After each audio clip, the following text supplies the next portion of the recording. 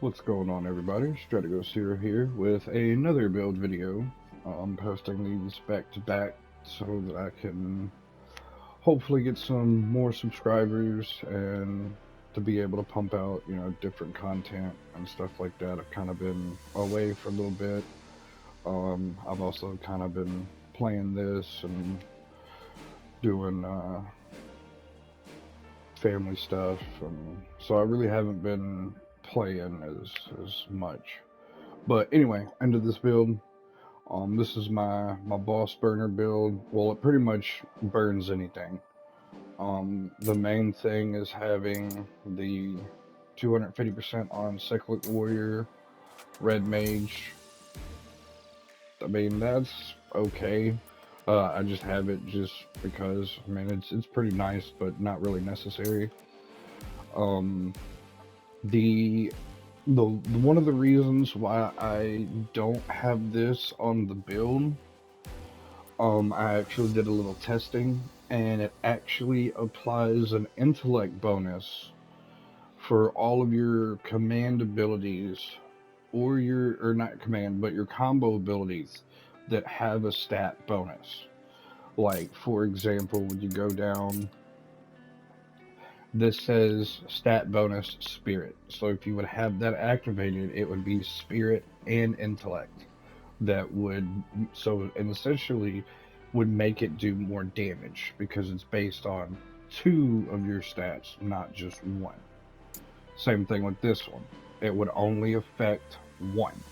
So it's not going to give you stat bonus intellect, whereas this one would be, even if you had it or not, it wouldn't pair with it.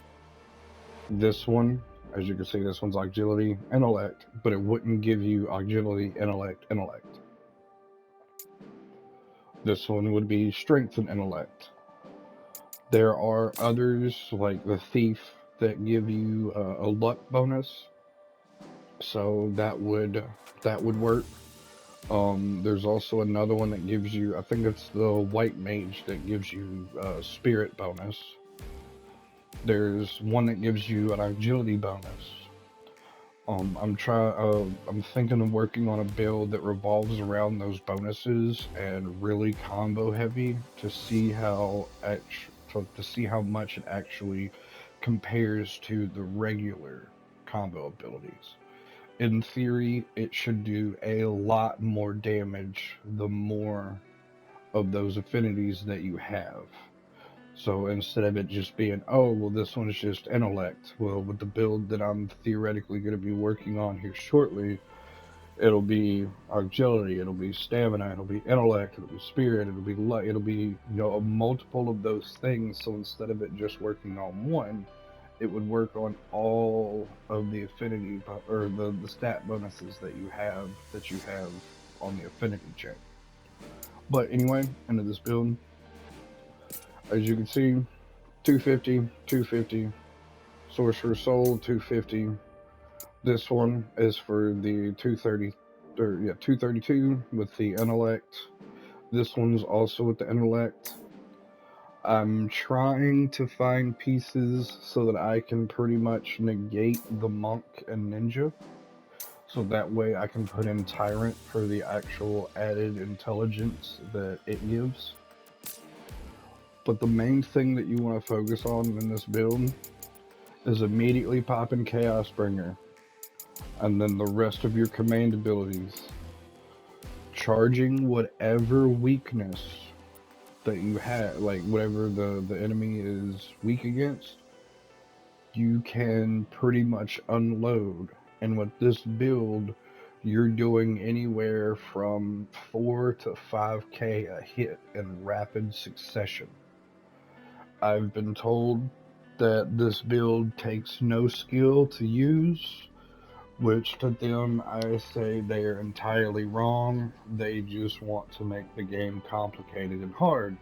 But then again, these are the people that are posting videos of zero damage, no teammates, blah blah blah. Like, I don't. Cool, man. If that's what you want to do, that's good on you. But do keep in mind that when you're playing solo and you're not playing a multiplayer, everything is easy. that same build that you're running no teammates and you're taking 0 damage and things like that, you won't be able to do that when playing in multiplayer. Just because multiplayer scales. If you have one person on your party or 2 people in your party in multiplayer, it scales to the difference of how many people are in your team. That is the reason why these people are taking no damage. Because they're not having teammates, they're not in multiplayer. They're taking no damage because they're dodgy McDodgerton, and they took the time to sit there and learn that boss fight.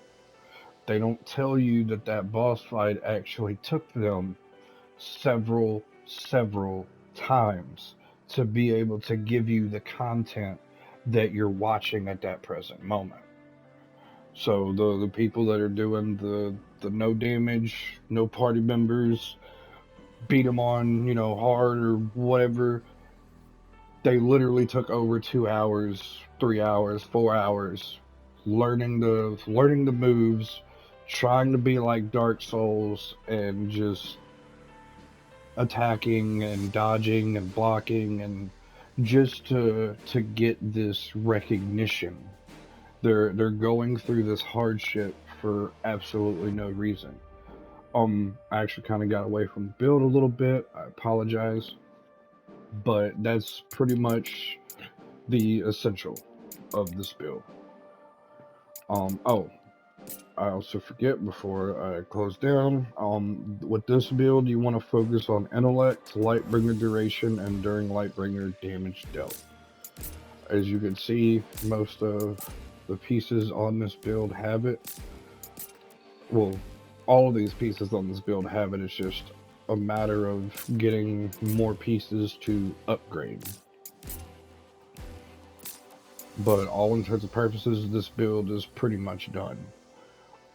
Like I said, the only way that I could get it a little better is being able to switch out these pieces.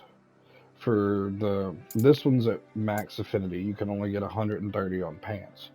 But if I could somehow find better gloves at 130 affinity, but for Black Mage and Tyrant, and then this one for Mage and Tyrant, with both of those giving me 130, it would give me 260% affinity for the Tyrant, giving me the piece that I'm giving me the stat bonuses and the stuff like that I'm actually looking for to make this build a little bit better.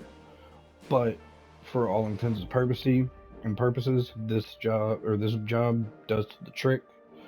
I pretty much melt bosses, whether it's in solo or multiplayer.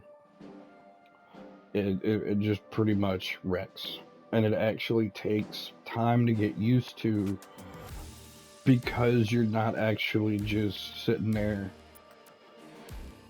attacking and mindlessly just going at it at the boss. This build actually takes thought process, because it revolves around the command abilities. Like my first rotation, Chaosbringer, Invisible, Magic Region, Lunatic, and then I'll haste 3, Protect 3, Shell 3, Region 3, and then I'll unload either Fire, Ice, or Thunder, depending on what I feel that their weakness is.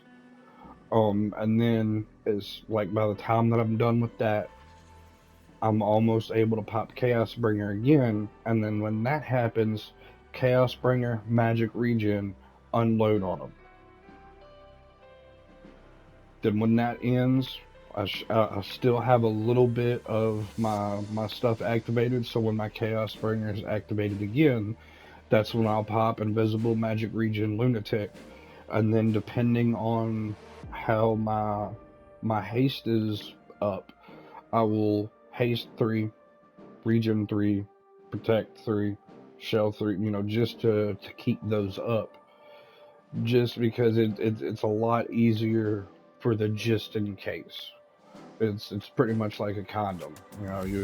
You'd rather have it and not need it than need it and not have it, type of thing. That's why I pretty much run with the haste and the shell, regen, so it's just in case I do get hit, which with the invisibility, the boss or pretty much nothing is going to target you unless your party members are down.